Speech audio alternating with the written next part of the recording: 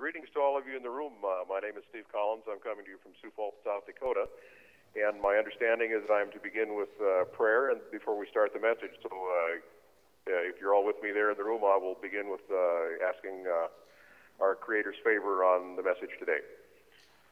Almighty Creator, our Father in heaven, the glory of all your people, of Israel and all the world, we come before you during this Feast of Tabernacles, Sukkot period of time, and we ask you that it would be a meaningful and a joyous festival there in Prescott, Arizona.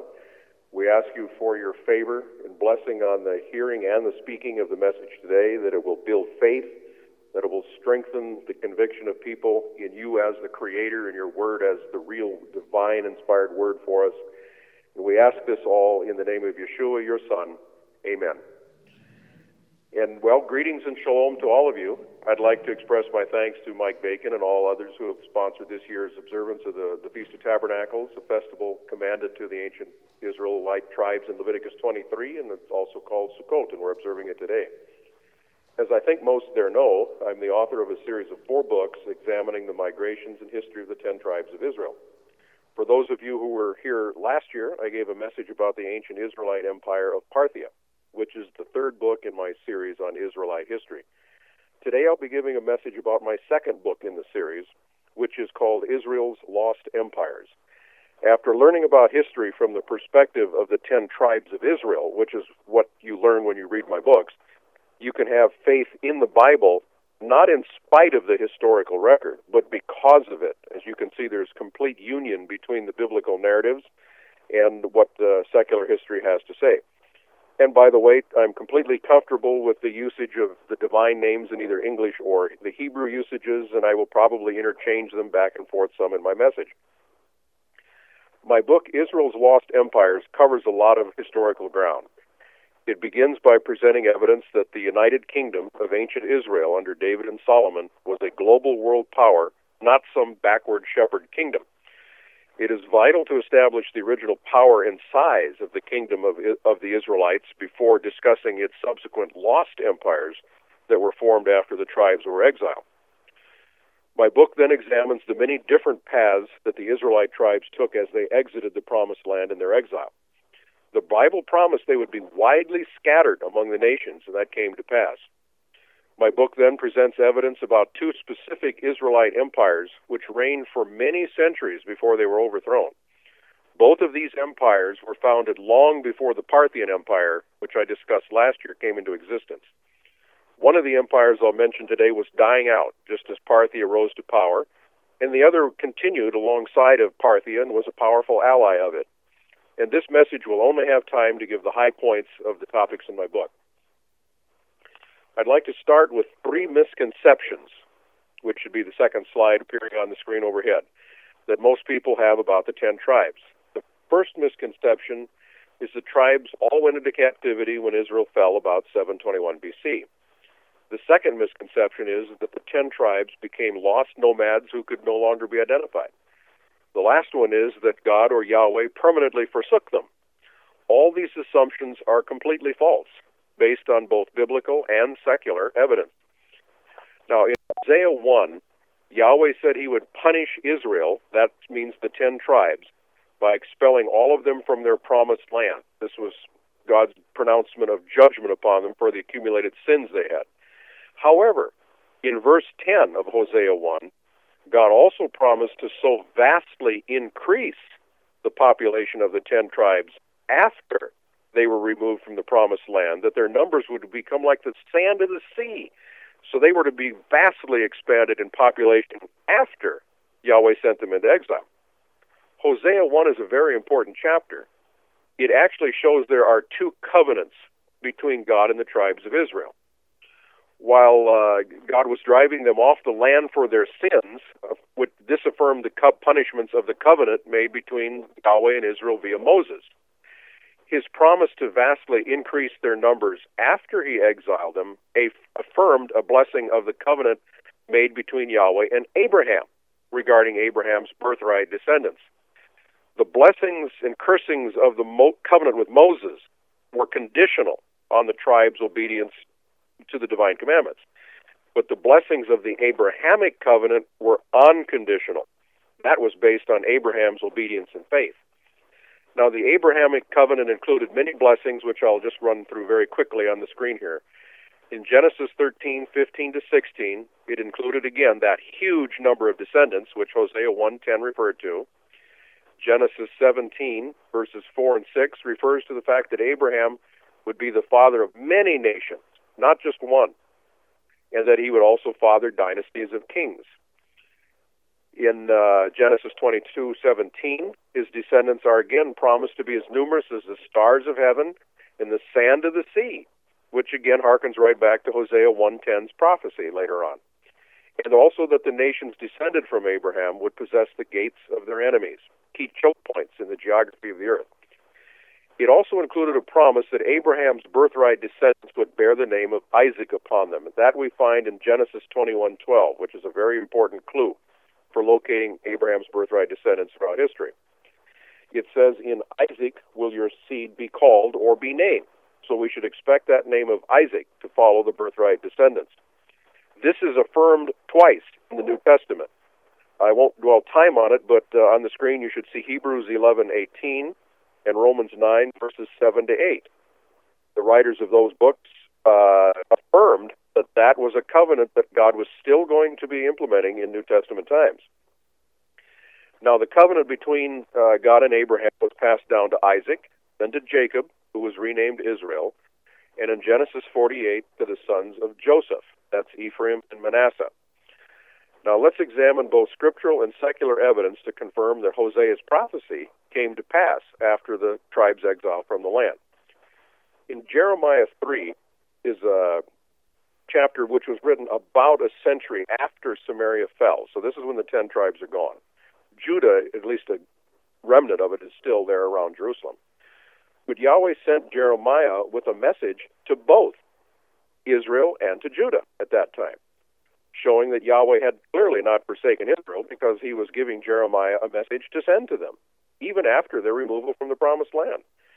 Now in verses 11 to 12 of Jeremiah 3, it says, this is quoting God, saying, "Backsliding Israel has justified herself more than treacherous Judah. Go and proclaim these words toward the north, and say, return, backsliding Israel. I am merciful, and I will not keep my anger forever." Now, I'm coming back to this, so if you want, keep your finger there if you're going through a Bible. But look at Jeremiah 51:5, which was written perhaps 125 years after Samaria fell. There, Yahweh flatly declares, Israel has not been forsaken. That's referring to the 10 tribes of Israel. It says, Israel has not been forsaken, nor Judah of the Lord of hosts. So those saying that God forsook the 10 tribes when he expelled them from the Holy Lands have totally overlooked this verse.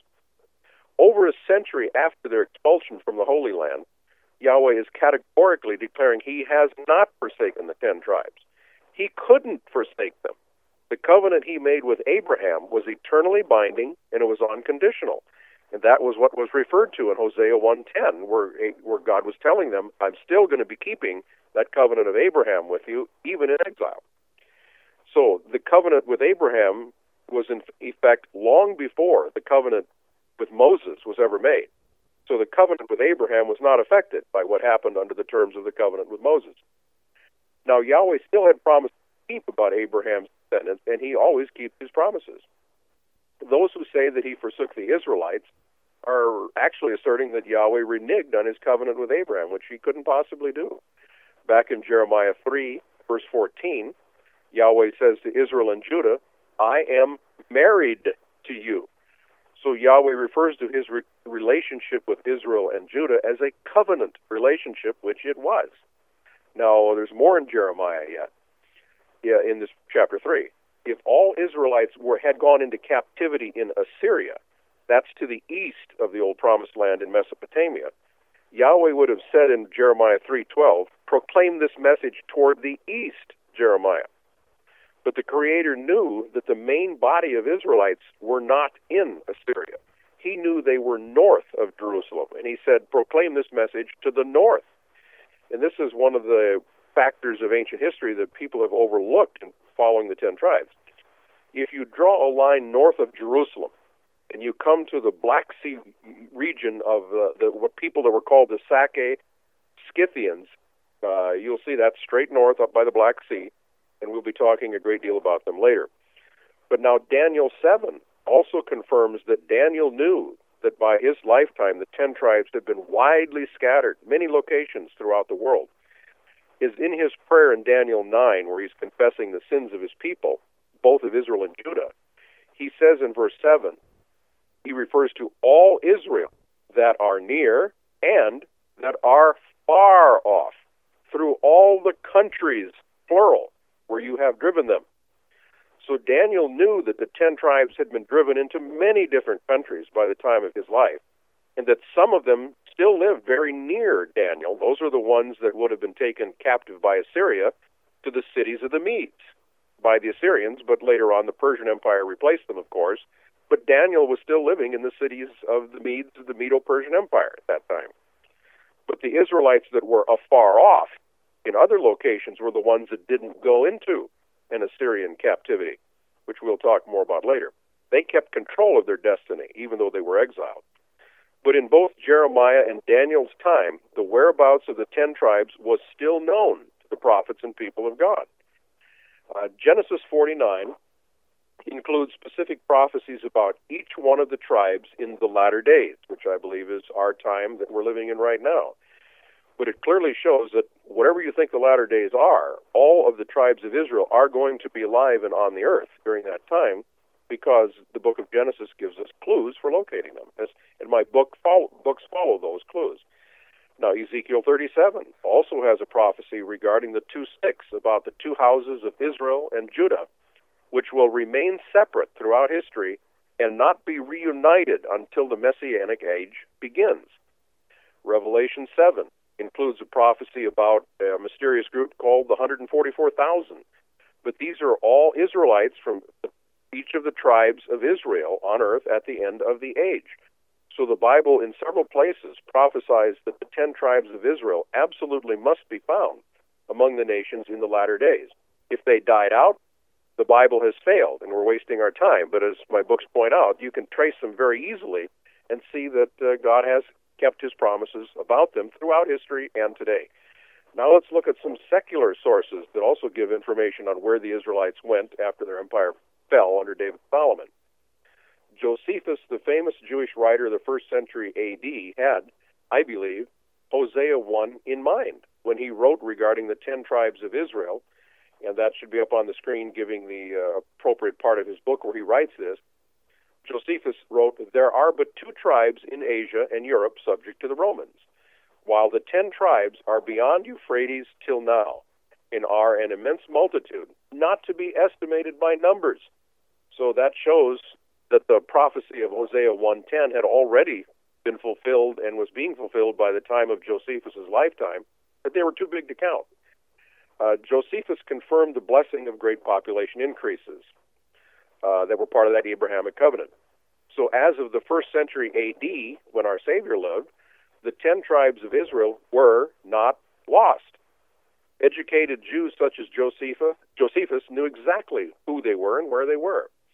Also in Matthew 10, verses 5 to 6, Yeshua himself said he was sending the apostles to the lost sheep of the house of Israel. That's the 10 tribes. Yeshua's assignment didn't seem to surprise any of them at all. They knew the addresses to which they were being sent. It was common knowledge at that time. Now, one reason people can't find the 10 tribes of Israel in history is they incorrectly use a minimalist approach, assuming that all they're going to find are scattered little remnants. Well, that's quite wrong. Hosea 1 tells us that we must use a maximalist approach for finding the 10 tribes. We have to look for them among the large nations of the earth who will be enjoying the specific Abrahamic covenant blessings. There was a man called Ortelius, who was a 16th century geographer in Europe. He wrote that the Israelites of the 10 tribes migrated to the Caucasus mountain region and that they took the name Gothi. Later on, that was spelled by the Romans as Goths, who later on became known as Visigoths and Ostrogoths, but these people had an Israelite origin. Eldad, who was a medieval Jewish writer, wrote, "Many of the Israelites did not go into captivity." Now that's referring to the Assyrian captivity. but it says they evaded the calamity, going off with their flocks, and that the chief or prince whom they appointed could muster 120,000 horsemen and 100,000 foot soldiers. So with 220,000 armed men escorting this band of Israelites that was migrating out of the old Promised Land and heading north to the Caucasus Mountains, the entire band had to number 2 or 3 million when you include all the numbers of wives, children, the elderly, etc. So the concept that the 10 tribes of Israel were lost is a fairly recent concept. Even in medieval times, people knew the Israelites had fled north to the Caucasus Mountains to evade the Assyrian captivity.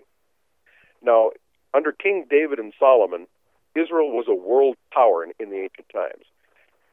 This has been lost track of because King David and Solomon's history is so old to our perspective.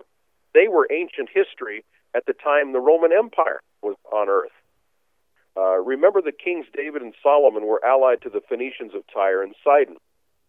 The Bible records that they practically merged their societies with the alliance under King Hiram, and they merged their navy fleets into one entity. Now, secular history tells us that the Phoenician Empire was the dominant empire on earth from around 1000 to approximately 700 BC. Now, that happens to also be the exact period of time from Kings David and Solomon, around 1000 BC, to just after the Israelites fled that region. So the real power of the Phoenician Empire was the Israelites at that particular time. The small city-states of Tyre and Sidon reverted to a much smaller status in the world after the Israelites left. Now, there's much evidence in my books that the Israelites were present in ancient North America. They had a 20-acre temple site to Baal and other pagan deities in New England.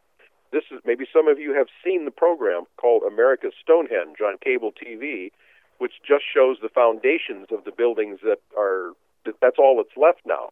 Because the colonists, when they came to the New World from Europe, dismantled them because they needed those stoneworks to build their own structures. A trilingual artifact, much like the Rosetta Stone, dating to about 800 to 600 BC, was found near Davenport, Iowa, up in my area of the Midwest. It had ancient Egyptian and Semitic inscriptions on it, showing parallel accounts in different languages. The Israelites were also present in South America, as the Phoenicians were known to be extremely good mariners and sailed all over the world, far more than we give them credit for now. One nation in South America was known as the Island of Iron by the Hebrews and the Phoenicians. Now, for those of you who know Hebrew, the Hebrew word for iron is barzel. We don't have the vowels, but the consonants were B-R-Z-L. Can you think of a nation in South America today that has those consonants? Well, that's Brazil. And Brazil is still an iron ore exporting region. And Brazil, although people do not realize it, is still known by the Hebrew name given to it during the times of David and Solomon, when it was named after iron. Now, Yahweh's followers were here in North America, too. An Ohio River mound builder grave was dug up in 1860, the year the Civil War began, and it had an artifact with the 10 Commandments in ancient Hebrew found in it. Photos of the original artifact and other artifacts found with it are in my books, as I had permission from the museum to reproduce the photographs in it. So it's in that book I'm talking about today. The 10 Commandments were also written in ancient Hebrew on a large slab in the New Mexico desert along a dry riverbed that once flowed into the Rio Grande. I've been there, inspected it, and a wide variety of photos of this incredible artifact and other Hebrew inscriptions in that region are in my new books. Now, this artifact has the ancient Paleo-Hebrew script, which would have prevailed about the time of David and Solomon, not the post-captivity script. My book cites evidence that it dates to the time of King Solomon, and there's an extensive photo gallery of this artifact at my website, which is www.stephenmcollins.com, Stephen spelled with a V. But there's also an explanation of the 10 Commandments inscription and the other Hebrew inscriptions that have been found in that region at my website. Now, the term Phoenicia was a Greek term given to the allied nations living between Turkey and Egypt along the East Mediterranean. That included Israel, Tyre, Sidon, and then later Judah would have lived there too. The Bible tells us King David's army reached the Euphrates River, which made him a neighbor of Assyria. Did you realize the Bible and secular history record a tremendous secret that King David conquered the Assyrian Empire. 1 Chronicles 19 describes a great war where the Israelite army was faced by an alliance of many nations, it calls them the Syrians and the Mesopotamian kings, who came to destroy Israel. It even talks about the Mesopotamian kings being so certain of victory, they set up their seats to watch the battle. The Mesopotamians were the Assyrians. Assyria ruled Mesopotamia, and all the other Mesopotamian kings would have been their vassals. Well, the Israelites won this war, but keep in mind David's forces were already at the Euphrates River. So as they were pursuing the fleeing Assyrians, invading Assyria was just one step across the river. Secular histories record that Assyria was invaded, defeated, and occupied by an invading Semitic army from the west during the reign of King David. I have the secular sources quoted in my book. Those Semites had to be the Israelites. David wrote of this war in Psalm 83, where he mentions a great alliance, including Assyria, which he calls Asher, which fought Israel and helped the children of Lot. Now, that 1 Chronicles 19 war began with a rebellion against Israel by the Ammonites, the children of Lot, who hired Asher and the Mesopotamians in Syria. But I can't linger there. You can get the story about this in the book. The prophet Nathan gave David a message from Yahweh wherein he stated to David, I have made you a great name, like unto the great men that are in the earth. David was one of the dominant kings of the ancient world, not a minor monarch of a shepherd kingdom. He belongs up there with Julius Caesar, Alexander the Great, and other conquerors. And during the Messianic age, his true history and the size of his empire will be revealed to all. Now, one part of the answer where all the Israelites went during the exile becomes easy when we realize the kingdom of Israel was the home kingdom of the Phoenician Empire. Israel, then, as which we call the Phoenicians, had many colonies in Europe, Africa, the British Isles, even in North America. My book includes much information from the books of the late Dr. Barry Fell, a Harvard professor, who wrote 3 books documenting that the Hebrews, Carthaginians, Egyptians, Romans, and even Islamic Arabs were here in North America. The late Dr. Cyrus Gordon, one of the most famous archaeologists ever, wrote a book called Before Columbus, in which he strongly states that the evidence that the Israelites and other ancient cultures were present in North America is overwhelming. He declared one popular artifact called the Bat Creek Stone to be a valid example of an ancient Hebrew inscription in the American Southeast. He notes the Smithsonian Institute first rejected it as Hebrew because they were trying to read it upside down. Hebrew language coins have also been found in the Ozarks region of the United States. This evidence is described in detail in my books. Now, one very interesting piece of evidence is that the ancient copper mines by Lake Michigan were worked to exhaustion around 1000 BC. And as Dr. Fell's book points out, there's no evidence where it went. It used in our continent. Now, the Bible gives us the answer, I believe, where it says King David was told, as you remember, that he could not build the temple, but he was allowed to amass all the materials for the temple that Solomon would build. And it says King David amassed copper beyond counting it around 1000 BC for the temple of God, the exact time the copper mines of Lake Michigan were mined to exhaustion.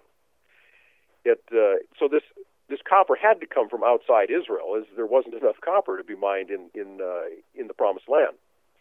My book offers the evidence that the Phoenician Israelite Empire constructed special vessels to transport massive quantities of raw ores and materials over the ocean. Dr. Fell even writes of a Phoenician inscription that was dug up off the coast of Maine, saying, "Ships of Phoenicia, cargo platform." That was the inscription, as evidence that Phoenician ships had regularly scheduled trips across the Atlantic. Now, secular history records that Assyria was very weak for a century during the reign of King David and Solomon, and shortly thereafter, until a great biblical event occurred which allowed Assyria to recover its strength. 2 Chronicles 13:17 tells us about a horrible civil war between Israel and Judah, in which 500,000 Israelite soldiers died. We don't even know how many casualties Judah had, but 500,000 Israelite men died in that war. This weakened Israel terribly, and they had to pull back their garrison troops from all over their empire. It had to shrink back toward the promised land, and this allowed Assyria to recover in a vacuum.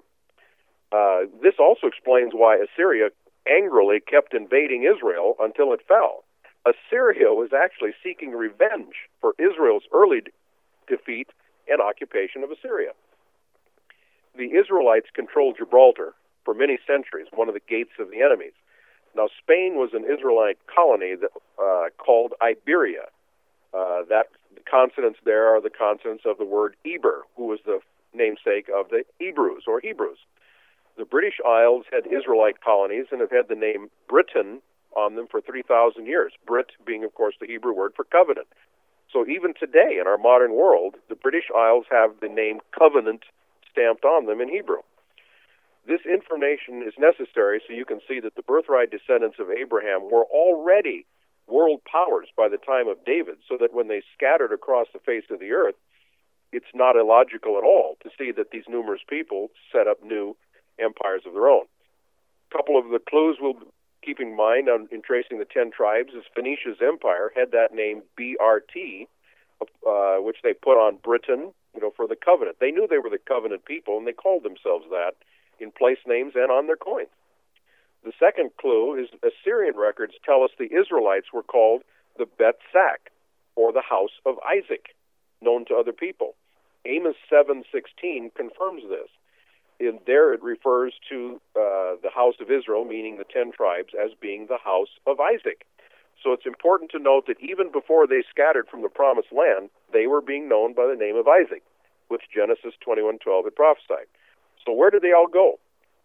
Well, the Assyrians only claimed about a paltry 27,000 captives when Samaria fell. 2 Kings 17, verses 5 to 6 and 25, shows that the land of Israel had been abandoned by its people. It had reverted to the wild. It talks about lions overrunning the land, and there has to be an awful lot of prey animals for lions to overrun the land, which means there aren't any people there hunting it. It says the king of Assyria went up and down the land of Israel, and there's no word that he found anybody anywhere other than the ones who stayed in Samaria. The people who stayed in Samaria either were the diehards that wouldn't quit and stayed with the last king of Israel who died there, or they were like heroic ones who did an Alamo battle and pinned down the Assyrian Empire in its rear while the rest of them migrated northward. We don't know the truth on which it was. But the Israelites numbered about 3 million when they left Egypt out of the Exodus. They certainly had increased their numbers when they entered their promised land. The Bible, in one census, tells us David had over 1 million able-bodied men in his army, and of course he wasn't even allowed to include the Levites in the total. So there's a lot of Israelites unaccounted for in the Bible's listing of the tribes that went into captivity. 2 Kings 15:29 indicates that many Israelites went into captivity about 20 years before Samaria fell. These were the tribes of Gilead, which was Reuben, Gad, and a half of the tribe of Manasseh, as well as Naphtali. Those tribes were about a third or so of the Israelites.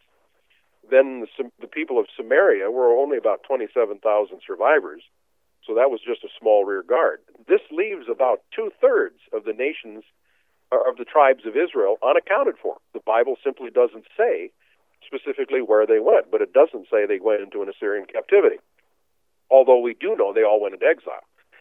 Now remember, Daniel said that the 10 tribes were very widely scattered among the countries in his lifetime. Well, one part of the answer is easy when we remember that the kingdom of Israel in the Phoenician period was a maritime empire with huge fleets sailing the seas, and Israel had colonies in several continents. It is known the Phoenicians were able to navigate by the stars, but what about during cloudy and stormy weather? I mean, you have to know where you're going if you have a schedule to keep. My books cite a 1910 book which revealed the answer, that the Phoenicians had an ingenious invention called a water compass. They would place magnetic lodestones in a basin of water and mark them so that they could always know magnetic north. In other words, they had compasses in there in a gyroscopically centered way as best as they could do it in a basin of water to always know where magnetic north was. So they could keep a schedule and sail even in cloudy, stormy weather. Now back to those Israelites just before the last Assyrian invasion. Put yourself in their position. About a third of the nation has already been taken captive. The prophets are telling you it's over, that the Assyrians are coming and your nation is going to fall. And the handwriting's on the wall. You either have the choice of staying, going into captivity and becoming a slave with your family for generations, or you could board one of the many, many vessels in the Phoenician Israelite fleet and take your possessions with you and sail to Africa, Europe, or the British Isles and keep your freedom. Which do you think you would do? I'd opt for freedom. Well, many Israelites had the ability to flee by sea to escape the Assyrians, and they did for decades. Spanish archaeological records confirm that many wealthy Israelites came to Spain with their wealth before Assyria defeated Israel. Ancient British and Irish records record large numbers of the tribe of Simeon, and Dan, it names them by name, as arriving in Ireland and Wales about the time Samaria fell. In fact, so many Israelites wanted out, they had to establish an entirely new colony in North Africa. The Israelites called it Kiryat Hadashah. In Hebrew, this was New City. It grew wealthy, and it had inherited all of the Phoenician trade routes in the Atlantic. It possessed immense fleets of its own, and it almost destroyed Rome under its famous general called Hannibal. This is the Hannibal who marched those elephants across the Alps into Italy. Hannibal is really an Israelite name. It's a combination of the word Hananiah and Baal, as the Carthaginians worship Baal, the same false god that the Israelites went into idolatry in. Now, we don't know this city as Kiryat Hadashah, its original name, because it was destroyed by the Romans later. And we know it by its Roman name, which is Carthage. So we call them the Carthaginians instead of the Kiriathinians. So we know it by its Roman name as an accident of history. But Carthage's language and culture was Hebrew, although they developed later their own script. Its leaders were called the Shofetim, or judges. Its priests were called the Kohanim, or in other words, priests in Hebrew. Now, there's a very strange episode in history. Hannibal was a phenomenally excellent general, and his Carthaginian army had defeated one Roman army after another in Italy. The last Roman army defending Rome had been defeated, and all Hannibal had to do to destroy Rome and take over the Roman Empire and make it part of the Carthaginian Empire was to march in and take the city. There was no one to defend it. But he just dithered and wouldn't give the order to go in and occupy the city. Well, during his dithering, another Roman army marched in to offer defense to the city, and it eventually did not fall. And historians have been absolutely mystified, wondering why Hannibal didn't just act in his own interest and take the city. I think Yahweh gave Hannibal a spirit of inaction at that time. And it was God himself who saved Rome from being conquered by an Israelite-led army of Carthaginians. Well, why would he do that? Well, remember, our Creator will always keep his prophecies and his promises. Daniel 2 records a prophecy given in the form of a dream to Nebuchadnezzar about a succession of Gentile world empires. That vision doesn't talk about all the world empires. It's a succession of Gentile world empires. The final one was to be the Roman Empire and its revival through history. You know, the Roman Empire was the iron, which is divided into two legs, just as the Roman Empire was divided into a Western and an Eastern Roman Empire. If Hannibal had taken Rome, Carthage would have ruled the Mediterranean world, and there never would have been a Roman Empire, which means Yahweh's prophecy about Rome would have failed. So God himself intervened to save Rome from an Israelite army so that Rome could grow into the empire that it was prophesied to be in Daniel 2. This is just one example of the fascinating facts about history when you look at it through the Israelite lens that you'll do when you read my books. My books do cover the entire fascinating history of Carthage, including their naval skills, their wars with Rome, their close trade relations with the Mayans in our hemisphere. After all, where do you think those Mayans learned about pyramids and human sacrifice? Well, the Carthaginians lived in North Africa. They knew about the pyramids. The human sacrifice, grisly rites were part of Baal worship, which was in Carthage, and they brought it over to the Mayans. Carthage also invented a threshing machine, which had geared wheels. The Romans preserved this information.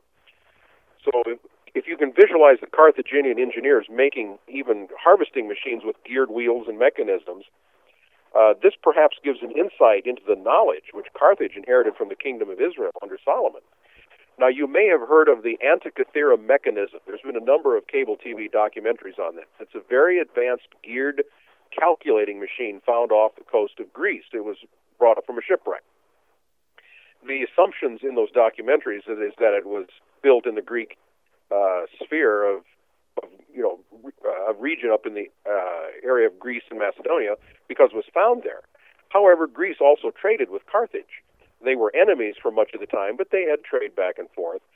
Since Carthage was known to work with geared machines, maybe that Antikythera mechanism that was brought up from the bottom of the ocean by Greece was invented not by the Greeks, but within the Carthaginian Empire, and it was being brought to Greece as trade goods or as something stolen when the vessel carrying it sank. Now, Carthage, like Phoenicia, controlled Gibraltar, which was one of the gates of their enemies, a promise given to the Israelite descendants of Abraham. That promise was inherited by Carthage. They kept Greece and Rome out of the Atlantic Ocean for many centuries, because for centuries, Carthage dominated Greece and Rome. Yet it was Carthaginian state policy to not allow any other nation to follow its ships to its secret colonies out in the Atlantic. However, the Greeks knew that Carthage had a monopoly on an extremely rich land somewhere out there in the Atlantic. After all, sailors will have loose lips in ports, and so the Greeks learned from Carthaginian sailors, no doubt, some of the details. Well, one of the historians you probably learned about in history was Aristotle, the famous Greek historian or writer. He wrote, in the sea outside the Pillars of Hercules, which means the Gibraltar region, so he's talking about out in the Atlantic, he says an island was found by the Carthaginians, the masters of the Western Ocean, a wilderness having navigable rivers, which was many days sailing distance away from those Pillars of Hercules. Now, another Greek writer named Diodorus, I'm not sure the pronunciation of it, wrote, there is a very great island in the vast ocean, many days sail from Libya westward, Libya meaning a term for North Africa. The soil is very fruitful, a great part is mountainous, but much is a plain, watered with several navigable rivers. This is the secret colony that the Carthaginians had. Well, these are obviously describing North America. North America has a very mountainous region, but much of it is a central plain, watered with navigable rivers, the Mississippi, the Missouri, the Ohio, and all the rest of them that empty into the Mississippi. So here in the ancient Greek records, we have a very good description of North America as being a Carthaginian colony. Now, Carthaginian coins and inscriptions have been found in Colorado, New York, Georgia, Alabama, Connecticut, Nevada, and other places.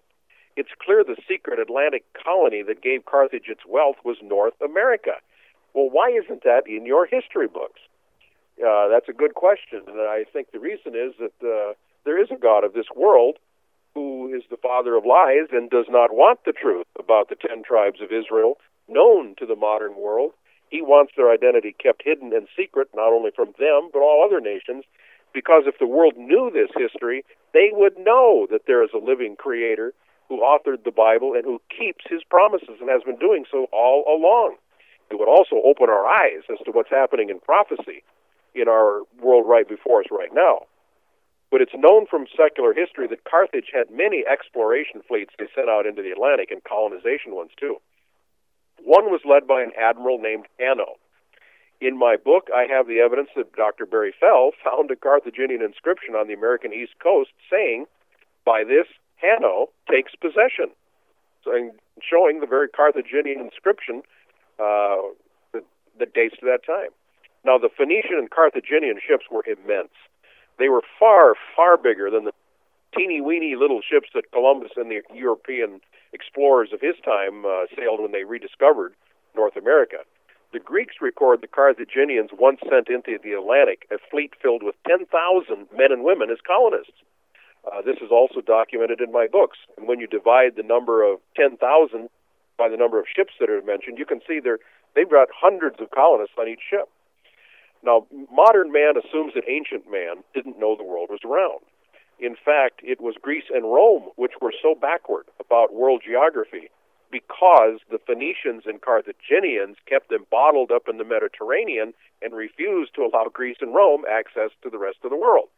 Carthage and Israel and Phoenicia, they all knew the world was round because their fleets sailed everywhere.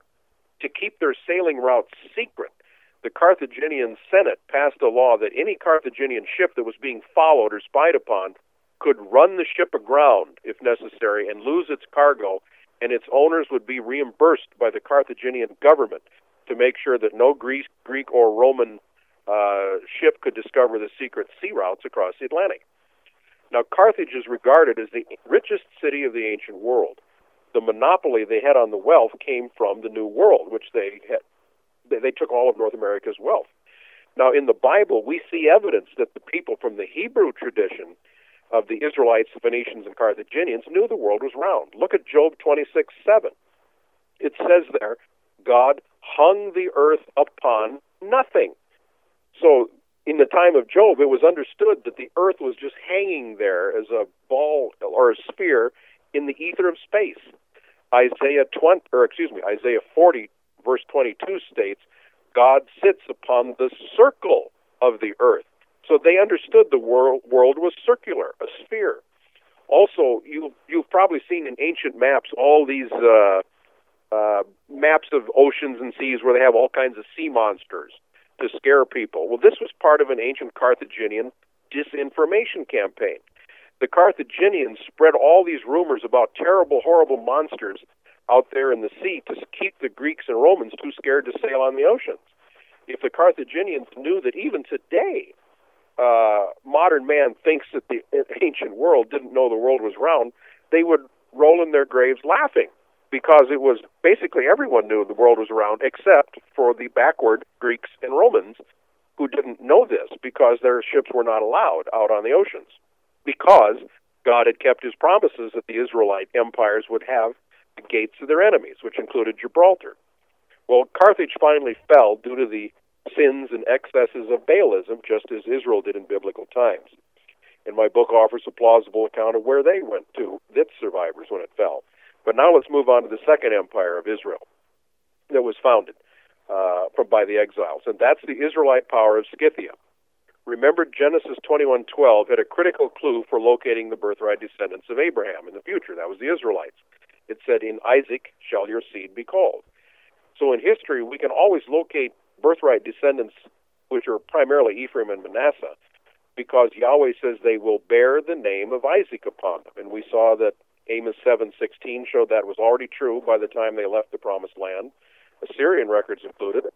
And when the Israelites left the Promised Land, most of them neither went into captivity nor fled via ship. The Israelites were far too numerous to fit their entire nation into the ships that were fleeing to the colonies. Most of them had to flee overland, abandoning the Promised Land, and these are the ones that migrated to the Caucasus Mountain Black Sea region. These are the ones that Jeremiah 3 was addressed to when God said, give this message to Israel, send it to the north, Jeremiah. You come right to the Black Sea region when you draw a line north of Jerusalem. In 1875, Colonel Gawler, who was an official of the British government of Queen Victoria, wrote a piece that the classical sources placed the fleeing Israelites north of Armenia in the Black Sea. They became known as the Scythians, or the Sacae, S-A-C-A-E. A-E is a plural suffix, but S-A-C is the sac, that's the word Isaac, preserved for us in the English form. Now, the Persian term was Saka, S-A-K-A, which is more like the Itzhak, which is more like the Hebraic form. There's another Hebrew kingdom that was founded and named in the Caucasus Mountains when the Israelites got there. It was called Iberia, which was based on the name Eber, just like the Israelite name for ancient Spain. So there was a West Iberia and an East Iberia. One was Spain, one was up in the Caucasus Mountains. The Bible has two scriptures supporting the secular sources which record that many Israelites migrated to the Black Sea.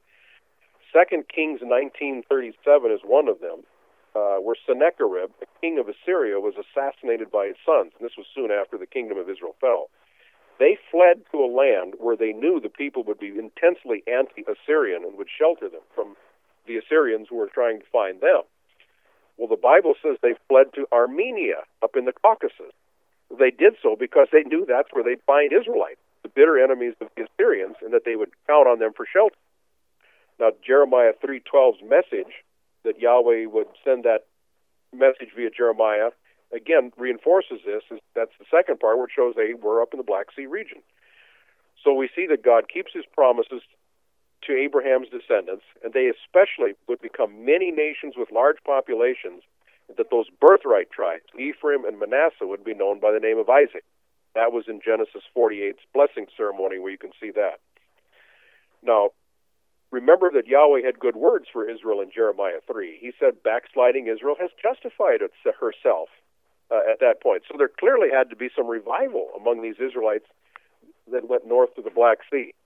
The Greek writer Herodotus recorded that these Israelites by the Black Sea, who were named after Isaac, the Scythian, forbid idols in their land, and they also refused to keep swine. Now, these are prominent aspects of Torah, which you would expect to see only among the tribes of Israel, a commandment against idolatry and a commandment against keeping or eating swine. Now, the Scythians are mentioned in Colossians 3:11, where Paul lists them as being the opposite, or barbarians. So these Scythians were clearly not considered to be a barbarous people. Now, the Scythians, or Sake, renamed the rivers flowing into the Black Sea. They named all of them after the tribe of Dan, which had a habit of naming places after their forefather Dan. Before the Israelites got there, these rivers all had Greek names. But after the Israelites got there, these rivers were given names after the tribe of Dan, and they're all on the maps today. It's the Danube, the Don, or the Dniester, and the Dnieper. These are other rivers in Russia. The Danube, of course, flows out of Europe. Now, in about 624 BC, a century after Samaria fell, these Scythian Israelites from the north invaded the Assyrian Empire with their allies, and they crushed Assyria for good. So we tend to get the impression that Assyria was all powerful, and the Israelites, were fleeing from them as they go out of the Promised Land. And it was true at that point. But not all that long later, it was Israel who had the last laugh, and they completely came down and invaded and destroyed the Assyrian Empire. These invading Israelites also came into Palestine and reoccupied the old Promised Land. They went as far as Egypt, and Egypt paid tribute money to avoid an invasion. So while the Scythians destroyed the Assyrian Empire and their troops filled up Mesopotamia and the Promised Land and Turkey and Syria and Lebanon on a modern map, they were protective of the Jews. They still realized the Jews who were still living in Judah were their brother tribe. Now, the Scythians reoccupied the Israelite homelands during the reign of King Josiah of Judah. Greek histories call them the Scythians, or the Sake, who had come into that region. But the Bible, which of course is written from a Hebraic point of view, refers to them by their Hebrew names. 2 Chronicles 34:9 and 35:18 refer to these Scythians as Manasseh, Ephraim, the remnant of Israel that was present. These were the Israelite tribes who had come down from the Black Sea region into their old homelands when they reconquered them. So at the very exact time that the Greeks say the Scythians were in the old Promised Land, the Bible says the 10 tribes had returned. Now, some say the mention of Israelites being in their tribal territories in Josiah's time is a conflict with the Bible's own statement that all the tribes were removed from the land when Samaria fell. Well, no way. This actually confirms that the Scythian Sake were the tribes of Israel, which for a brief time had come back in the time of King Josiah. But they only stayed in that region for a couple of decades, and then they pulled all their troops out of Mesopotamia and Israel, Syria, Turkey, Lebanon, etc., and they all went back to the Black Sea region. Scythia was one of the largest empires of all time, from about 624 to 605 BC. It's hardly ever mentioned in the history books, and the reason is because they just simply chose to go back home. They didn't want to rule all these people down there, and they just were isolationists and went back home. If the truth about Scythia was told, their Israelite origin and the truth of the Bible would become obvious. Well, why did the Scythians just go back to the Black Sea region? Why didn't they stay? I think it's because the Israelites who invaded Palestine, or the Promised Land, as Scythians, they were the grandchildren of the Israelites who had fled from the Assyrians. They had heard that old Promised Land was a land of milk and honey. But when they got there, they found it was a land of weeds and foreigners, and that it was way too small for their huge populations. I think they just decided it simply wasn't worth the bother, and they returned to Scythia. I mean, Judah has an attachment to the land there that the Israelites, or 10 tribes, simply didn't have. Later generations of Israelites didn't care to go back there the way Judah always just wanted to return. Now, the empires of Babylon and Persia then grew up in the power vacuum when Scythia left Mesopotamia. Now, Scythia fought two gigantic wars with the Persian Empire, and you'll hardly read anything about them, except in my books, even though the Greeks recorded many details about these wars. So when you go to the classical history, there's a lot written about them. But it's always the Israelite empires that are the ones deleted from the history books. Isn't that an interesting omission? The first war that the Scythians had with Persia was in 528 BC, when Cyrus the Great, who I'm sure you've have heard about and read about, he invaded the Scythians who were at that time living east of the Caspian Sea. So these are not people by the Black Sea. These are the Scythians that were by the Caspian Sea and east of it. This is more like in what we'd call Afghanistan, or almost to the region of western China. This was in the area where archaeologists have found mummies of Caucasian or European mummies with blonde and red hair. National Geographic magazine did a documentary on them, and you may have seen the cable TV documentary, The Riddle of the Desert Mummies. These were the evidence of the Scythians, or Israelites, who once lived in that region. These are the people Cyrus the Great attacked. The major Israelite or Sakke tribe that he attacked was called the Massa Gittai, the tribe of Manasseh. Now, the Sakke sought a peaceful solution, but the Persians insisted on war. The Greeks wrote that the entire Persian army was slaughtered, and Cyrus the Great himself was killed. My book has a lot of interesting details about it, but I don't have time in the message today to give you a lot. But in my book, you'll see the evidence that these Scythians were the descendants of the tribes of Israel who had gone into an Assyrian domination. When Assyria fell apart, these Israelite tribes were free to migrate, and they left up into the region east of the Caspian Sea. So they were really liberated by their brother Israelite tribes from the Black Sea. Now, when Persia decided to invade them, these Scythian Israelites were in no mood to go back into captivity to anyone. The Scythians were led by a very tough-minded queen named Thamyris, or Tamar, in Greek accounts. The consonants TMR are the same as Tamar, the name of one of King David's daughters. Now remember that God's covenant with David included the promise that his descendants would rule over the 10 tribes of Israel. Well, these Scythians were part of the 10 tribes. And here they had a queen ruling over them, which had the same name as King David's daughter. So this is from the seed of David ruling over them, just as prophecy had said it would. Well, usually they had kings, but at that time it was a queen. And she was the ancient equivalent of Maggie Thatcher, a real iron lady of her own.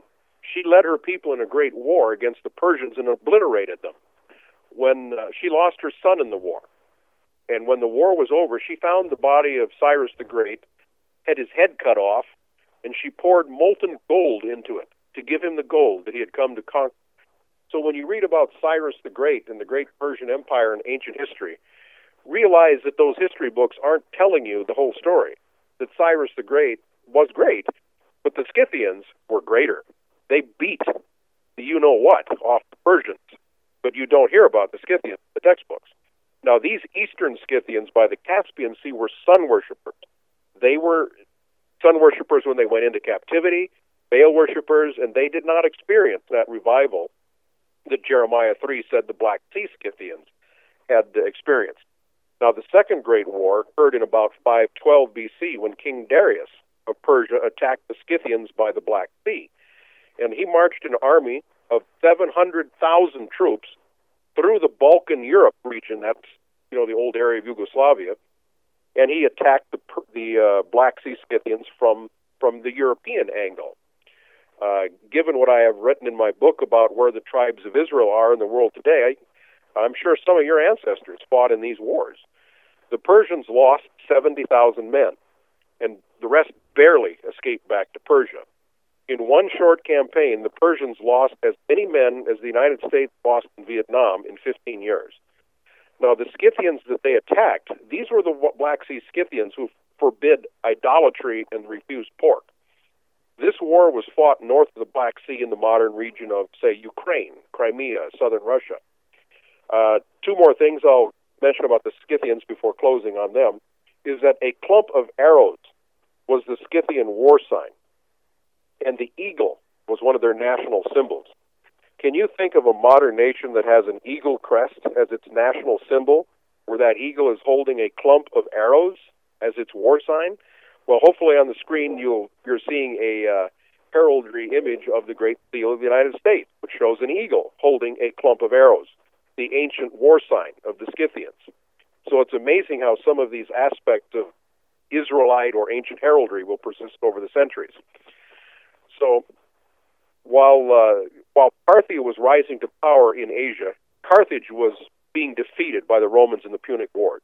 However, Scythia lasted for centuries alongside of Parthia, and they were allied kingdoms fighting often against the Greeks or the Romans.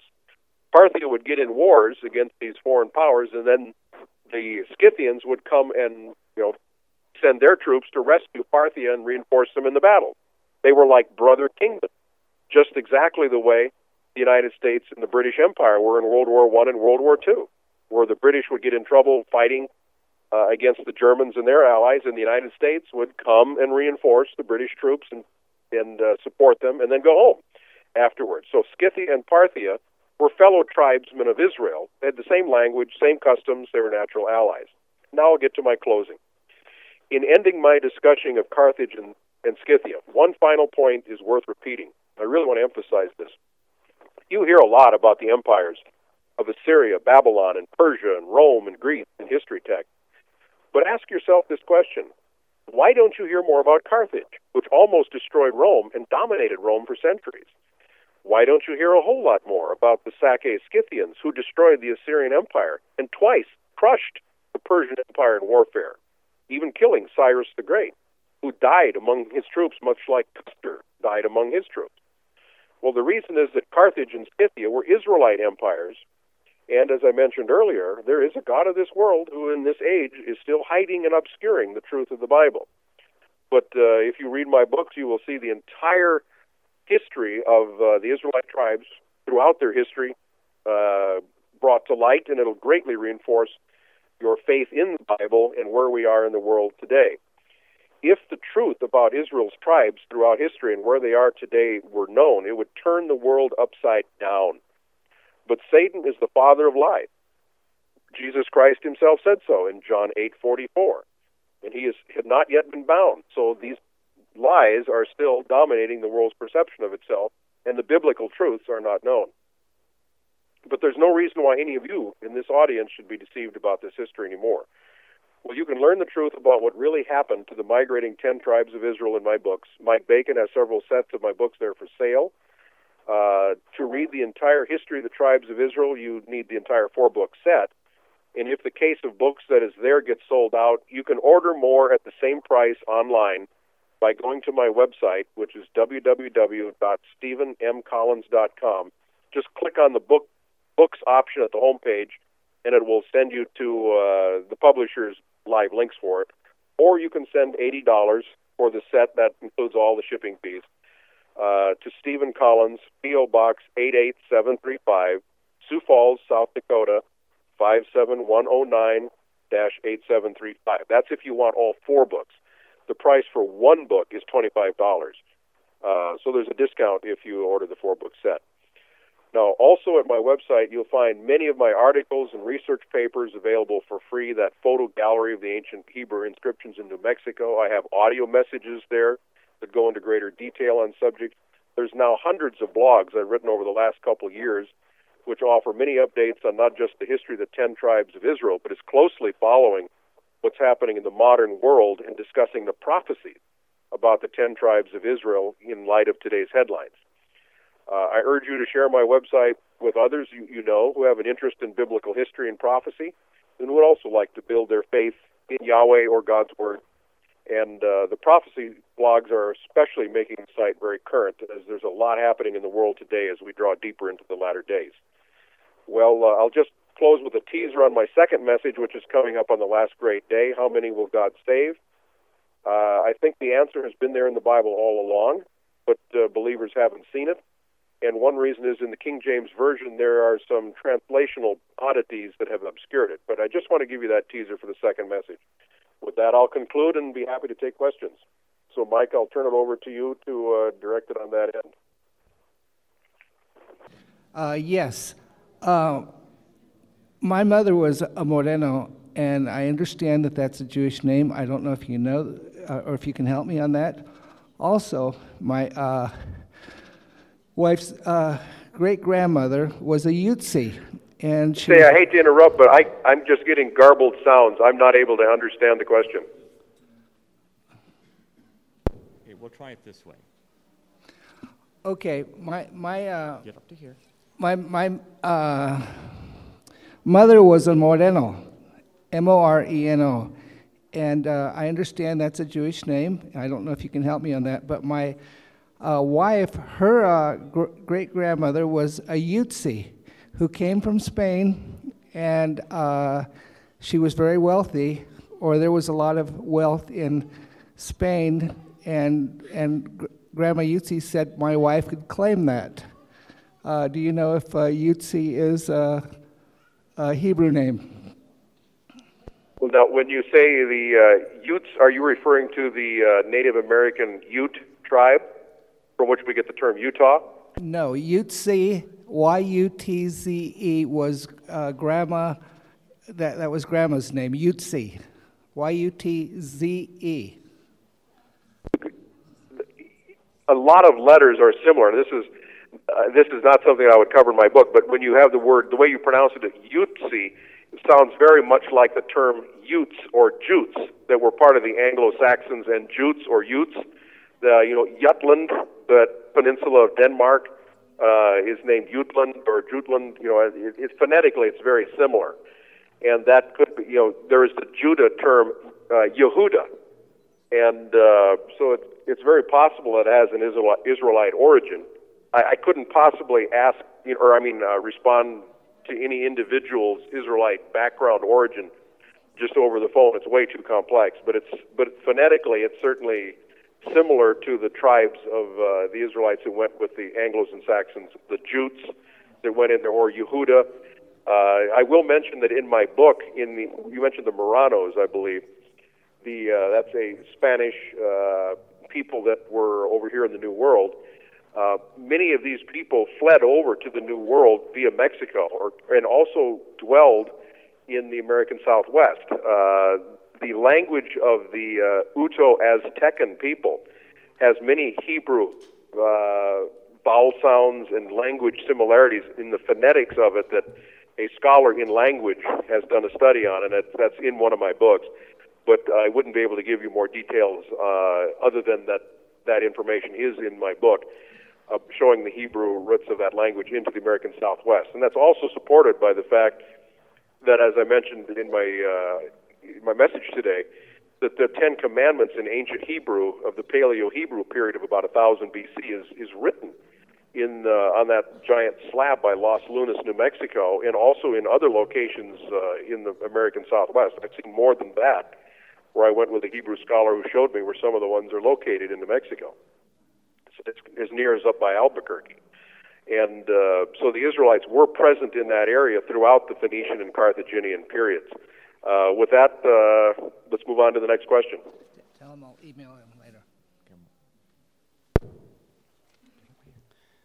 Yes, I live on the island of Molokai, and over in the Hawaiian Islands, and some of the native Hawaiians there have told me that they believe that they are descendants from some of the Israelites, and I was wondering if you could comment on that. One of the claims they make is they learned some of the great sea navigational skills from that ancestrage. Okay, well, in fact, I do have something in my book there where I point out that during the reign of King Solomon, the Israelite fleets that were taught the secrets of the sea by the Phoenician sailors when they merged their ships and fleets and their crews, that Solomon's fleet sailed all over the world, including there's evidence in the Hawaiian Islands and in Polynesia.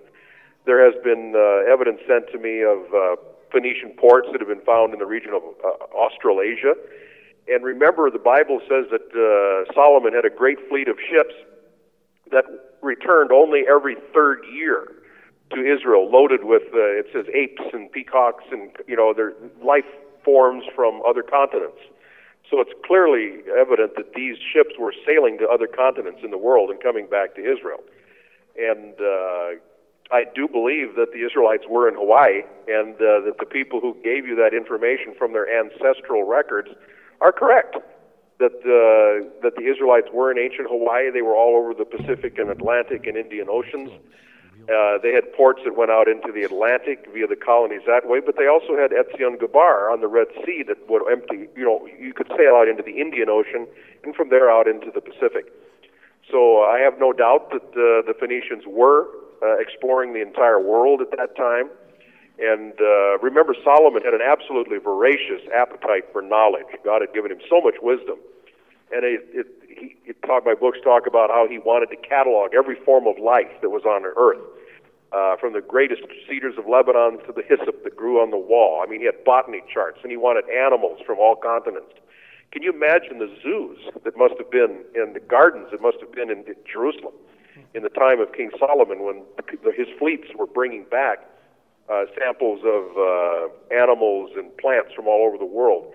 And so, to answer your question, yes, I can believe that the Israelites were in Hawaii, and I hadn't heard of those verbal legends in the past, but I would agree with them. And also the North American Indian traditions, of which I discuss in my books as well, also relate that their ancestors came from the east across the ocean, and include records of many contacts with people from the east, which had come across the Atlantic.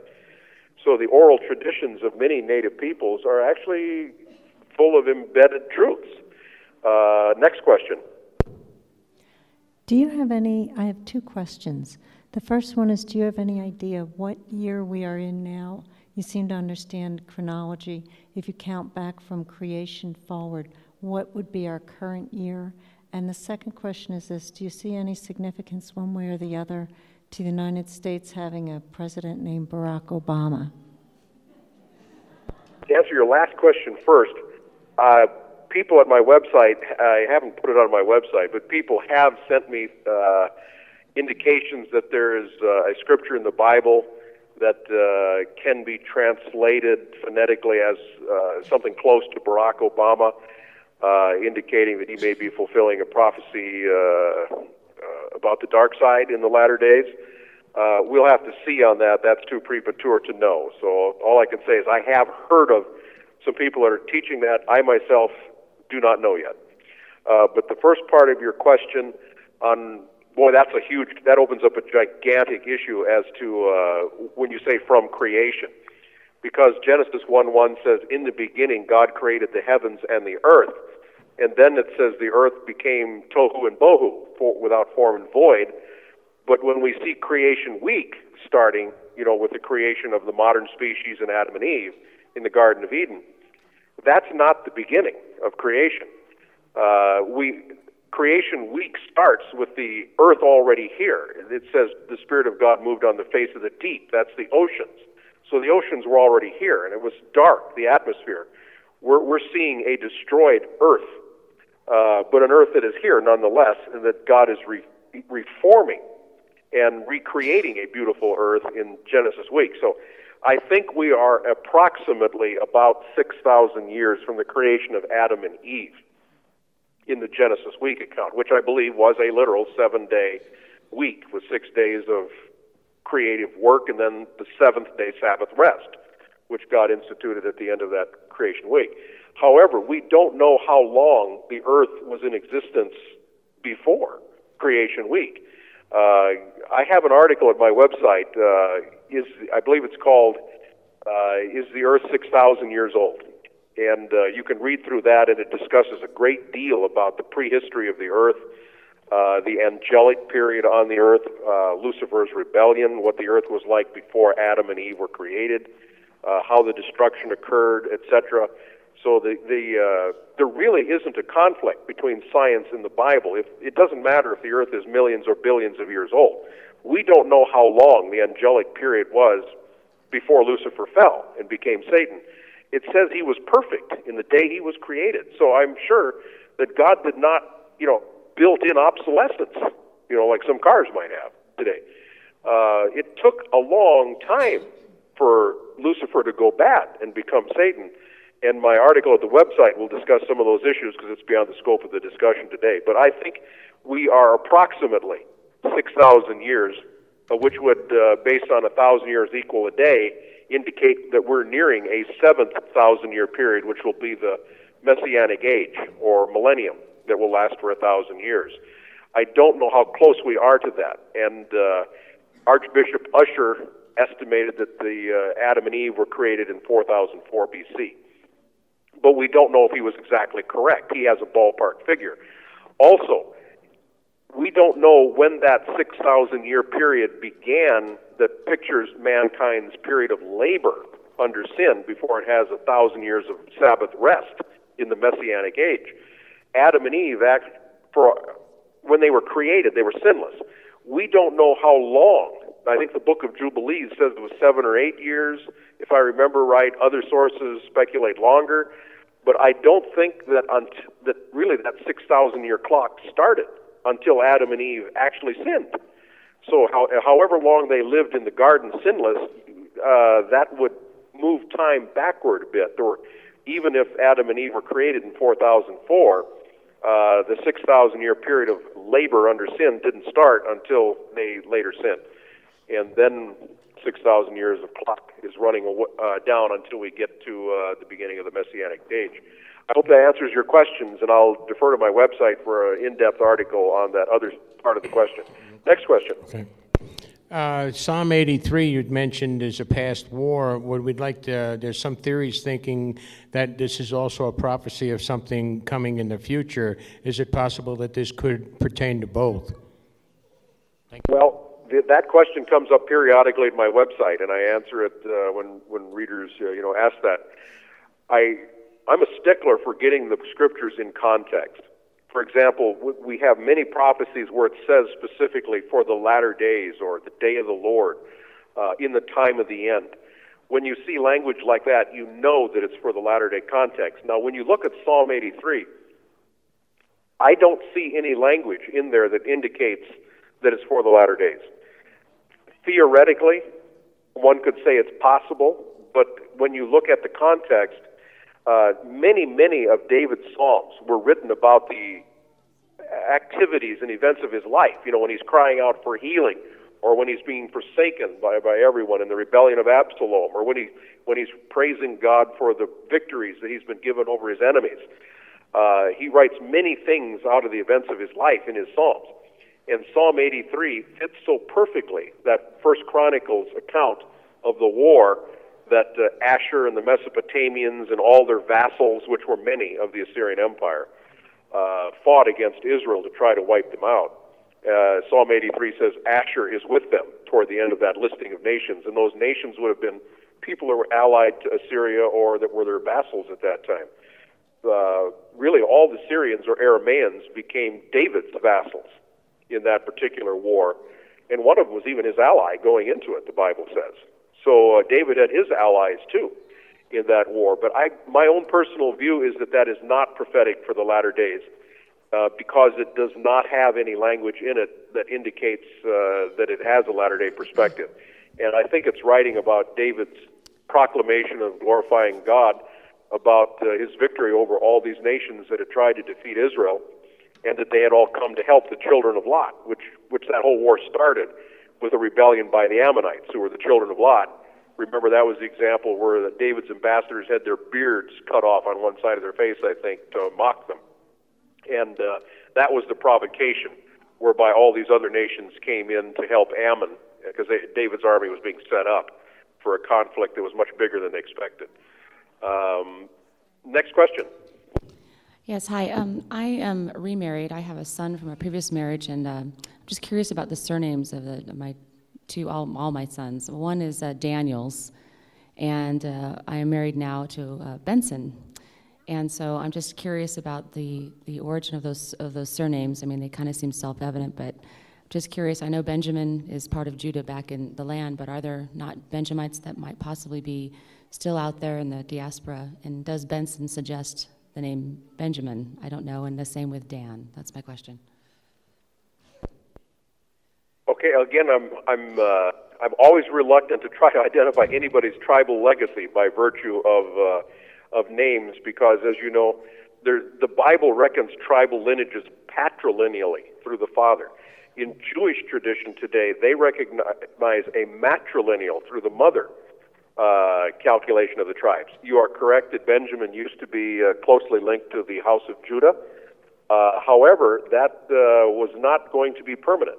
After the diaspora of the Israelites and then the exile of the Jews from the Promised Land when Titus and the Romans expelled the Jews from the region of Jerusalem and the Promised Land, Benjamin had to go its own way because in Genesis 49, Benjamin has a separate tribal prophecy about them that is different and distinct from Judah. So they're no longer together in the end times. It's Levi and Simeon that are prophesied to be scattered among the other tribes in the latter days in Genesis 49. But Benjamin is given a distinct identity of its own. They're to raven as a wolf, and wolves are typically in northern climates. They would have to be a small nation because Benjamin became the smallest tribe of Israel after that terrible war in Judges. And so my book identifies Benjamin as the Norwegians, the tribe that is in the north that used to raven as a wolf pack. The Vikings would prey on all the other tribes and fight all the other tribes in their Viking wolf packs, even as Benjamin foolishly fought all the other tribes at once in the book of Judges. That's just one background. Daniel, of course, is a biblical name. And without knowing anybody's detailed genealogical history, and I'm not a genealogist, it has long been the custom to give names to people out of the Bible.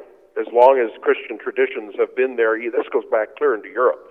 So we don't know if this goes clear back to biblical times or if somebody adopted a name out of the Bible during the Christian period of Europe and brought it over to North America or what time they came. Benson could fit Benjamin because, as you very likely know, the Nordic tribes, S-O-N or S-E-N, Johnson, Swenson, Olson, Benson, all of these things are indicators of a Nordic origin from Norway, Sweden, Denmark, etc., where everyone was named the son of so-and-so. Like if your father's name was Lars, you'd be named Larson. If he was Ole, you were Olson. And somewhere back in the background in the surname you gave me of Benson, there was a Ben. And so they became Ben's sons and were known as Bensons from then on. But Ben is the first syllable of Benjamin, so it's very possible that could be an origin. Daniel, of course, the tribe of Dan, named many geographical features after itself. In the Bible, they did it when Dan went with the Scythians up into the Black Sea. All the rivers were renamed after the tribe of Dan.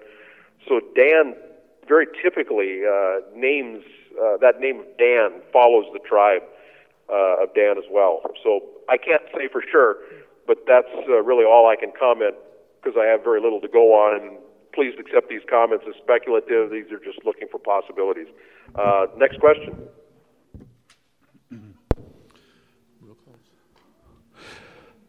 We're from the foothills of Northern California, where recent discoveries have found in the mines, in the gold mines and the silver mines, just above Stockton, Sacramento, the ancient writings on the wall, which were originally thought to be American Indian, are now deciphered to be Carthaginian, Phoenician, and ancient Hebrew.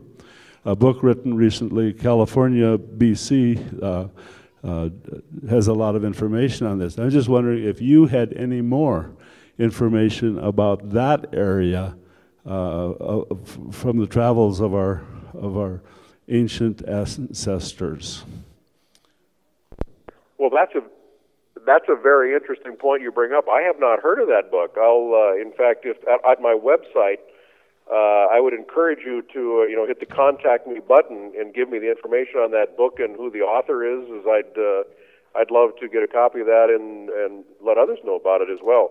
That doesn't surprise me because the Carthaginians and the Phoenicians, as I pointed out in my message, used North America as a source for minerals, not just copper up by the Great Lakes region, but gold, silver, mica, iron ore down in Brazil. They searched for ores wherever they could find them. And so it makes sense that if there was ore here to find, they would look for it and exploit it. And they traveled very widely. The Israelites were clearly in the American Southwest, so California isn't much further. And the fleets of Solomon could easily have gone out into the Indian and Pacific Ocean. As the earlier questioner asked about Hawaii, they could have continued on to the west coast of America.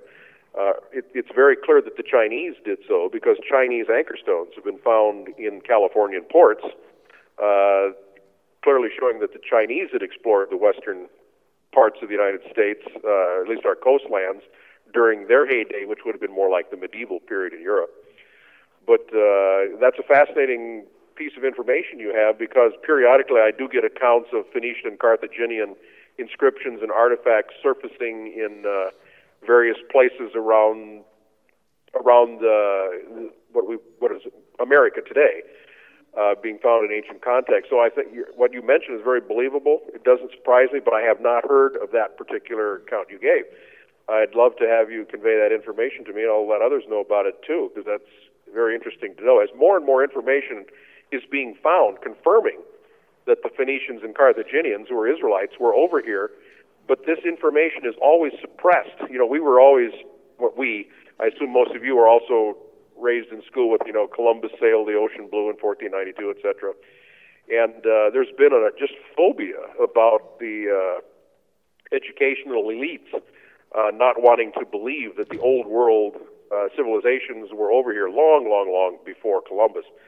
Columbus, in fact, rediscovered America after the Dark Ages, when so much knowledge was lost that previously used to exist among the world's civilizations that had global and world trade. And the whole world was linked in global trade under David and Solomon, with the Phoenician fleets and later with the Carthaginian fleets, because they were a commercial maritime empire and grew wealthy off of world and global trade. So what you mentioned in California just further supports what's in my book, Israel's Lost Empires, where it discuss these ancient trade fleets of the Israelites going around the world, and then later the Carthaginians. So thank you very much for bringing that to my attention. I'm looking forward to seeing that book, and please pass that information on to me at my website, who the author is, so I can publicize it. Next question. Shalom Aleichem in Yeshua's name, my friend. An opinion only. Do you believe that it is important that we identify with our tribes that supposedly the Hebrew names will be written on their foreheads of the 12 tribes of Israel from the 144,000? Or do you think that the Messiah will separate us onto the gates within the heavenly realms? Okay. I think I'm online for that. I'm turning also in my Bible to Revelation 7 for that part about the 144,000, as there's a question that almost comes up every time, so I'm just going to anticipate it and answer it, because it fits right in with what you mentioned there. I personally think that Yeshua the Savior will separate the tribes according to his knowledge as to where everyone is, because unlike the Jews, who have been very rigorous in preserving their genealogies, the 10 tribes of Israel have not. I mean, they don't even remember that they are Israelite, much less having genealogies as to which tribe. And they've intermarried so much over the centuries that only the Creator himself, who reckons things patrilineally, would know which tribe everyone specifically belongs to. You can get a general, odds-on favorite as to which tribe you're in by reading my book, Israel's Tribes Today, where it goes through the clues of Genesis 49, identifying which modern nations are which tribes of Israel. But of course, there's pockets in the United States. We're such a huge nation that although we began as Manasseh, there's so many of other tribes that have moved in here as well. And so it's not possible to say that someone is a Manassite because they're an American, or they're an Ephraimite because they're British, etc. It's much more complex and individual than that. And so we're only speaking of the general tribe that's dominant in particular modern nations in my books. By no means do I imply that everybody living in the borders of certain modern nations are parts of that tribe. So I do think that this is, when it says that they're sealed in their foreheads, in Revelation 7, this 144,000, The forehead, I think, is just the mind, where your seat of consciousness is, and you'll be sealed there with the Ruach, or the Holy Spirit, and that's something that the Creator would understand, and He will be the ones who are dividing which tribe is which. But the question always comes up, or usually does, in Revelation 7, how come the tribe of Dan isn't mentioned in that listing of the 144,000? So I'll just go ahead and answer that briefly. I think that there's a scribal error here, because when you read in verse 4, the introduction to this listing states, and I heard the number of them which were sealed, and there were sealed 144,000, notice this, of all the tribes of the children of Israel. So the intent was here to list all the tribes of Israel. Now, the math, of course, only works out if you list 12. You won't get 144,000 with 13 tribes times 12,000. And I think an ancient scribe got confused as to which names to list, because when you have Manasseh and Ephraim jointly composing Joseph, you end up with 13 tribes. And if you'll notice in verse 6, Manasseh is mentioned, but in verse 8, Joseph is mentioned. So actually, Manasseh, which was half of Joseph, got mentioned twice, and Dan didn't get listed. And since verse 4 says all the tribes were to be listed, I think somewhere in some distant century long ago, a scribe got confused, and he knew that he had to leave one name out and to come up with the math right. So he inadvertently didn't realize that Manasseh was part of Joseph, and so he mentioned Manasseh twice, once directly and once indirectly, and he just left out Dan. But I think verse 4 makes it clear all the tribes are supposed to be mentioned here. So I think that was a scribal error that goes way back to a distant time that we can't possibly imagine how far back it goes. But if we take verse 4 literally, Dan should have been in the list. So, next question. Steve, I'm going to interject something here real quick for everyone as an announcement, so just bear with us a second. Okay, because we're going over and some people are leaving, I wanted you all to know that the field day does start today at 1:30. There's going to be organized games and contests with prizes at the soccer field. That's at the soccer field at 1:30 start today. And Drury has asked that those who volunteered to help out with the field day, please meet with Drury at the piano up here at the front of the room here after this meeting, directly after the meeting, and he says thank you very much. So now with that, we'll go back to this next question. Hi there. There are a lot of preachers starting to preach that there's going to be an Islamic Antichrist, and they're saying that the king of Syria is one of the candidates for that, and yet one of the Antichrist is supposed to be Assyrian. Are they getting Syria and Assyria mixed up? Well, to answer your question, I think they may be getting Syria and Assyria mixed up. There is an Assyrian Christian church that was based in Iraq. They had that name really because that's the old historical region of Assyria, although I think the real Assyrians moved out and joined the Israelites when they migrated into Europe later on. But I personally don't hold to the idea that the biblical Antichrist that's prophesied about in the book of Revelation, or called the man of sin, etc., is going to be an Islamic person. I think that's going to be a pseudo-Christian, or someone pretending to be Christian, or someone who appeals to Christians somehow. There certainly could be false messiahs in any number of different religions emerging, because Matthew 24 says there will be false Christs, plural, false anointed ones, false messiahs. The president of Iran believes that there's going to be a Shiite Messiah, the 12th or hidden Imam, which he expects to come in a great conflagration here at the end of the age. So a number of religions have expectations about a Messiah to come, but in our Christian tradition or believer tradition, we expect Yeshua, Jesus Christ, to be the Messiah and Savior. And just categorically, the biblical evidence indicates that the God who wrote the Bible is the one who is the creator and who's controlling world events, so that's who the Savior is going to be. But keep in mind, we were warned in Matthew 24 that at the very end time, deceptions would be very great. And it also warns that if it were possible, it would deceive the very elect. I don't have that verse in front of me in Matthew 24, but I'm sure you'll find that. The very elect are people that are believers in Yeshua or Jesus Christ as Savior. An Islamic Antichrist isn't going to confuse them for one moment or even risk deceiving them. It has to be someone that is appealing to Christian believers to have any chance at all of deceiving the very elect. So I think that the biblical prophecies about an Antichrist have to mean an Antichrist that will emerge from somewhere within the Christian traditions or nations that will do false miracles and signs and proclaim himself to be Christ incarnate or something like that, whatever title he gives to himself, that'll be the Antichrist. I'll cut my answer short because I know you've got activities to go on, and so there probably isn't a lot of time for more question and answer. So if there's another question, let's go to the next one. In light of going back to tribal identity, I just wanted to know what your thoughts were on DNA testing. Okay, what my thoughts are on DNA testing.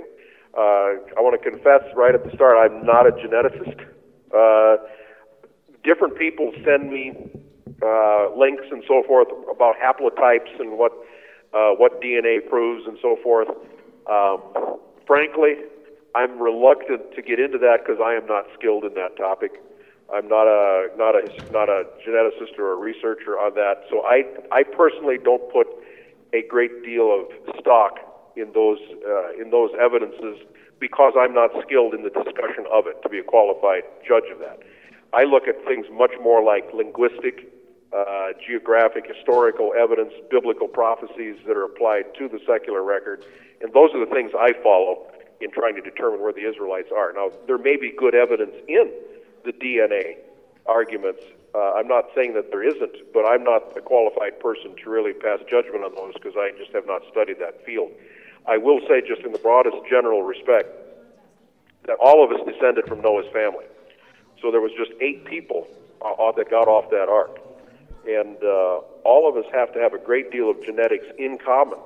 And secular history, the geneticists have concluded that they're surprised at how common the DNA code is for all mankind. There is a TV documentary called Super Volcanoes, which I urge you watch if it ever comes up again on cable TV. Because on it, you see the scientists saying that the human race almost died out at one point. And they say that, I think if I remember right from the program, that it only had to be 1,000 or 2 human beings left on the earth for the DNA to be so common in the world today. And in fact, the Bible confirms that, but it says it was 8 people on the ark when the human race almost died out. And that's why we have such common DNA, is because we all came from one nuclear family. The sons, obviously, of Noah and his wife all came from the same genetic pool, so it was the wives of Shem, Ham, and Japheth that brought the genetic diversity into the human race that resulted in the modern races and ethnic groups that we have. But it was clearly God's will for all of these races and ethnic groups to exist, or he wouldn't have brought those wives to Shem, Ham, and Japheth to make sure they got on the ark. So that's really all I can answer on the DNA field, since I'm not an expert in that field. Next question. Yes, I have a question in regards to 2 specific people groups as to whether they have ancestral connection to Israel. That would be the Russians and the Medes. The Russians and the who? The Medes. The Medes, the Russians and the Medes. Thank you. Well, taking the Russians first, for those who follow my website, you will see that I regard Russia as the Gog, Magog, Meshech, and Tubal entity in Ezekiel 38, which is fairly common in throughout Christendom's identifications. Meshech, the consonants are like Moscow. Tubal is from Japheth, as is Meshech. And Tubal, you can see that name in the city of Tobal, or the Tobalsk River. There's geographical features that have that name. Magog is a name that used to be on South Russia. However, having said that most of Russia is Japheth, there are parts that clearly are from Shem, and there's clearly Israelites living in western Russia. The Vikings, when they were called the Varangians, I believe, came down through the area of Leningrad and followed the Volga River, etc. In fact, the Vikings and the Nordic people of Europe who were Israelites founded Kiev in the Ukraine, and the Vikings traveled up and down there in trade routes, founding cities. That's why you have blue-eyed blondes, in the Ukraine or in Russia, because they date back to the heavy involvement of the Israelites at that time from the Nordic regions. Also, there was an empire of Caucasians called the Khazars living north of the Black Sea, which at my website I have an article on the Khazars, or there's people who say that, for example, that the modern Jews aren't really Judah, they're Khazars. Well, the Khazars were Israelites, and there were Jews there, but the Jews were far more scattered than just in Khazaria. In fact, most of the Khazars never did adopt Judaism. It was mostly the elites of Khazaria, of the royal court, that did. But from that background, too, there were Israelites that stayed in that Black Sea region for a very long period of time. So you will find some obvious Semitic and Israelite Nordic blood in the western Russia. Also, Catherine the Great, an empress of Russia, invited many Germans to come into the area that she ruled in the Russian Empire to settle in the Ukrainian region and become farmers, and that's so a large mass of Israelite blood moved into the Russian Empire at that time in more modern history. Now, in terms of the Medes, that area has come up in a few questions at my website too, but when you look in the book of Daniel and combining it with secular history, the secular historians refer to the Medo-Persian Empire as being one entity, the Medes and Persians as being like the common people. In the book of Daniel, for example, these great Persian kings were Medes. It says in Daniel 11, in the first year of Darius the Mede, but Darius the Mede was a Persian king, because the second verse says that after Darius will stand up 3 more kings in Persia. So these Persian kings, whether they were called Medo-Persians or not, they're pretty much the same thing in terms of their origin. So the Medes, I do not feel, were Israelites. Indeed, when the Israelites that did go into the Assyrian captivity were brought into Mesopotamia, it says that they were planted in the cities of the Medes, if you remember, in the biblical accounts. So since the Israelites weren't living there at the time they were moved, but the Medes were living there already, the Medes were non-Israelites who were living in the region of Persia and became part of the Medo-Persian Empire later. And in fact, the Medes, you can see their name comes from the Genesis 10 table of nations, where Madai is one of the sons of Japheth. Madai, or the Medes, the vowels change over time, but you have to go with the consonants of MD, and that's a perfect match. Madai, or the Medes, is how we pronounce it in our modern English. So I hope that answers your questions on the Russians and the Medes. Is there any other questions? Yes, Steve, this will be the last question coming up. This is a comment on a statement you made earlier that the earth may possibly be older than 6,000 years. I don't have the word in front of me, but if we go back to Genesis 1, where it talks about darkness hovering over the face of the earth, if we look at, or if we take that as being planet Earth, and then we go back and look at day 4, when the Creator tells us that He placed the stars, the sun, and the moon in place at that particular day for a sign, or to call out the seasons, the signs, the Moedim, then that would mean in Genesis 1 that the planet Earth existed prior to all other heavenly bodies that we know of in existence. And I think that that is not correct. That doesn't make sense to me.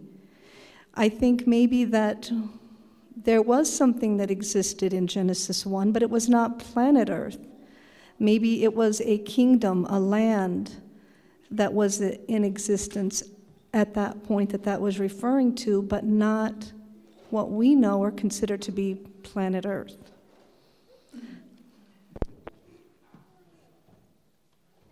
Okay. I think I'm on again. Now, keep in mind, when it says darkness covered the earth, remember one of the very first things God did in Genesis week is he separated the darkness from the light. So in other words, the light penetrated the darkness, and whatever light was coming from celestial bodies would have then again reached the surface of the earth. And he separated day and night so that there was again a light portion on the earth. Now remember in Genesis 1 where it says, in the beginning God created the heavens and the earth. There's other creation accounts in the Bible, like one is in Job 38, where God is answering Job, and he says, where were you when I laid the foundations of the earth, etc.? And he says, when all the morning stars sang together, and all the sons of God shouted for joy. And when he said he first created the earth, he made clouds and so forth. If the earth had been made a destroyed hulk of wilderness that's just dark and worthless and lifeless, it doesn't make sense that all the morning stars sang together for joy at the time it was created. And so also we have the fact that the angels were created before mankind. Lucifer, we don't know how long he lived in a perfect state. It says he was in Eden, but he had clearly fallen and become Satan by the time he is the serpent talking to Eve in the garden. So there's been an awful lot of history gone by before that period reaches, and that is very shrouded to us. But it does say in Isaiah and Ezekiel, Isaiah 14 and Ezekiel 28 accounts about the original angelic creation, and it mentions when Lucifer, who was created perfect in Eden and so forth, it says when he rebelled against the Most High, it says he ascended above the clouds as he was rebelling. This was long before mankind existed. And clouds means there's water vapor. It means there's an atmosphere. It means there's a water cycle of precipitation and so forth. It was a verdant earth. It was beautiful. It said Lucifer was in the Garden of Eden. I mean, it was a gorgeous place when God first made this. There's one scripture here. It's in my article at the website. You can find it there. The whole thing discussed in depth. And I know you've got places to go, so I'll be brief. But in Genesis 1:2, it says the earth became tohu and bohu. There's one verse in a different creation account in the Bible where it says God did not create the earth originally in that tohu bohu condition. He made it to be inhabited. And it was inhabited by angels for an indeterminate period of time before Lucifer led his group and ascended above the clouds to try to dethrone the Most High. And then the book of Jude says they were hurled back. They didn't keep their first estate. And there was a great war in heaven when this happened, and the earth became a darkened cinder, really.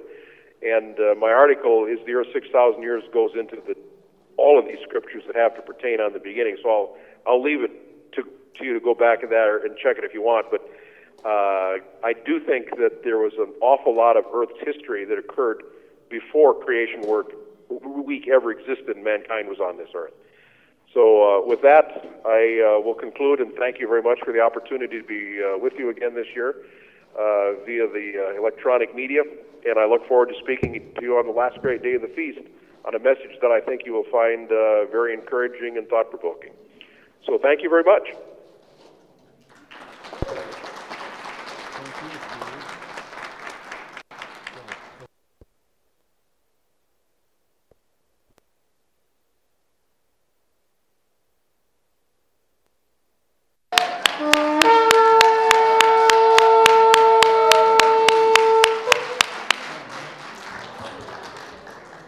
I don't care how many times I've heard the shofar. If it's a good blast or not such a good blast, it's always a delight, isn't it?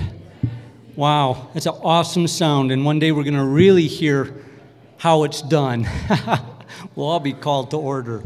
So we're going to move really fast this morning because we're getting a really late start, and we got a really good speaker, and we got a whole mess of announcements that have come in. So let's move right through them if you wouldn't mind. So I'd like to get everybody in here